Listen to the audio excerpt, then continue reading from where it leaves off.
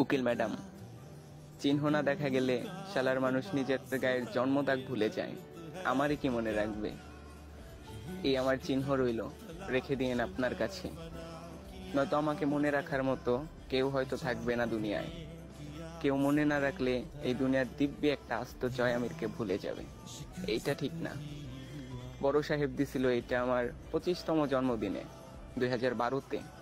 75তমেও যেন থাকে আপনার কাছে, ততদিন আমি থাকবো না।